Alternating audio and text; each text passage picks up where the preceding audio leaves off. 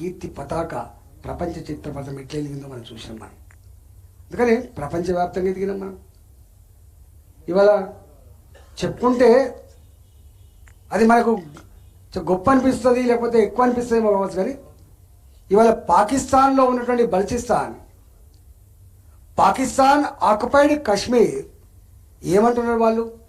మేము కూడా భారత్లో ఉంటే బాగుండు అనుకుంటుంది. ఇవాళ జమ్మూ అండ్ కాశ్మీర్ ఒకప్పుడు ఎట్లా బాంబులు పేలినాయి, ఎట్లా రక్తం చిందింది, ఎంతమంది చనిపోయినరు, ఇవాళ అది పక్కకు పెట్టి ఇవాళ శాంతికి నిలయమైంది జమ్మూ అండ్ కాశ్మీర్. ఏ మతం ఏ ఫిలాసఫీ కూడా డిస్ట్రక్షన్ని ఒప్పుకోదు, రక్తపాతాన్ని కోరుకోదు. ఇవాళ మోడీ గారు సబ్కా సాత్ అనేది చెప్పిండ్రు. ఇవాళ ముస్లిం మహిళలు ఉన్నారు. గంత సంకుచిత వాళ్ళమైతే ముస్లిం మహిళలలో ఇలా మనకైనా విడాకులు కావాలంటే ఎంతో వేదన ఉంటుంది. పెద్దోళ్ళ పంచాయతీలు అవుతాయి, బయటోళ్ళ పంచాయతీలు అవుతాయి, పోలీస్ స్టేషన్లో పోతాం, కోర్టుకు పోతాం, చివరికి విడాకులు అయితే కావచ్చు.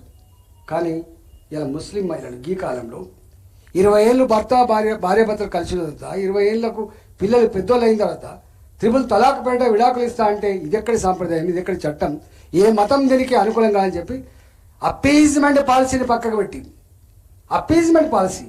ఇలా పక్కకు పెట్టి నా ముస్లిం మహిళలకు విముక్తి కలగాలని చెప్పి త్రిపుల్ తలాక్ని నెట్టిపడేసి ఇవాళ వాళ్ళ విముక్తి కల్పించిన నాయకుడు మోడీ గారు. ఈ దేశ పురోగమనంలో వాళ్ళు బాగున్నారు. ఇలా కరోనా వచ్చింది, దానికి కులం ఉంటుంది, దానికి మతం ఉంటుంది, అందరూ చచ్చిపోయింది. ఎవరు ఆకలితో అలమటించొద్దని చెప్పి ఆనాడు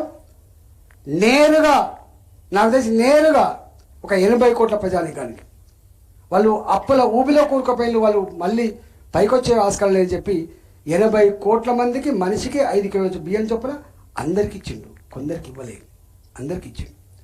5 ఏళ్ళు అవుతుంది ఇవాళ ఇవ్వబట్టి, ఇంకొక 5 ఏళ్ళు కూడా ఇస్తా అని చెప్పిండు మోడీ గారు. గది కన్సర్న్, గది సోయి. వీళ్ళకు కూడా ఆ సోయి వాళ్ళు సొంతంగా ఇచ్చినట్టే ఫీల్ అవుతాడు. ఇవాళ ఈ దేశం జనరల్గా ఇట్లాంటి సందర్భం అయితే వ్యాక్సిన్ ఉత్పత్తి చేయాలంటే అమెరికా, మల్టీనేషనల్ కంపెనీస్, రష్యా లాంటి దేశాలు ఉత్పత్తి చేస్తాయి. కానీ ఏ ప్రైవేట్ కంపెనీ మ్యానుఫ్యాక్చర్ చేసినా ప్రైసెస్ కంట్రోల్లో ఉండవు. ఒకవేళ విఫలమైతే వాడు కూరుకుపోతాడు అప్పుల ఊబిలో. మనమే పెట్టుబడి పెట్టాలని చెప్పి నేరుగా భారత ఖజానా నుంచి వెళ్ళి వ్యాక్సిన్ ఉత్పత్తికి డబ్బులు ఇచ్చి అతి తక్కువ కాలంలో ప్రోటోకాల్స్ పక్క పెట్టి ఉత్పత్తి చేసి కరోనా వేదన నుంచి బయటపడని చెప్పి మనకు 2 డోసులు ఇచ్చి బూస్టర్ డోసు ఇచ్చి ప్రపంచ ప్రజానికానికి వ్యాక్సిన్ ఇచ్చి ఆదుకునే దేశం భారత్ ఇవ్వాలి. అందుకే మన ఒక దేశానికి పోతే గునియానా ఆఫ్రికన్ ఖండంలో ఉంటుంది ఒక దేశం. ఆ దేశానికి ప్రధానమంత్రి గారు పోతే కాళ్ళకు మొక్కిండు ఆయన, కన్నీళ్ళు పెట్టిండు ఆయన, నువ్వు మా దేశాన్ని కాపాడినని చెప్పి. ఈ చరిత్ర ఉన్నదా? ఒకే దేశం 2 చట్టాలు, నో 370 ఆర్టికల్ నినాదం ఇవాళ రియాలిటీ టుడే. ఇవాళ అనేకం మన కరోనా వచ్చినప్పుడు డాక్టర్లు లేరు, నర్సులు లేరు, ఐసీయూలు లేవు, శవాల గుట్టలు అయితే భయపడ్డాం.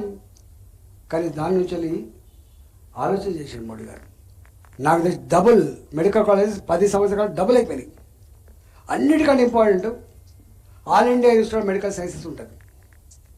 రాష్ట్రపతికి జబ్బు చేసినా, ప్రధానమంత్రి జబ్బు చేసినా పోయేటువంటి hospital all India institute of medical sciences Delhi, AIIMS. 3 ఇచ్చిండ్రు. 130 కోట్ల జనాభాకి 3 ఇచ్చిండ్రు. ఒకటి వాజ్పేయి గారు ఇచ్చిండ్రు, ఒకటి జవహర్లాల్ నెహ్రూ గారు ఇచ్చిండ్రు, ఒకటి మన్మోహన్ సింగ్ గారు ఇచ్చిండ్రు.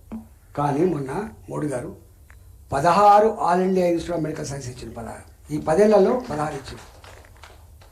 76 ఉండే ఎయిర్పోర్ట్లు 153 అయినాయి. ఇక్కడి పోలిక ఇలా మొత్తం హైవేస్లో మీరు ఖమ్మం పోవాలంటే ఒకప్పుడు 3 గంటలు గజకుల రోడ్లు.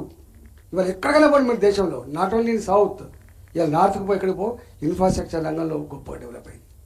అందుకనే ఇలా 10 ఏళ్ల కాలంలో అనేక రకాల ఇలా no bomb blast today, sleeper cells ఉన్నాయి, ఎక్కడ చచ్చిపోతామో అనేటువంటి భయం లేదు. ఇవాళ చూడలేదా మనం?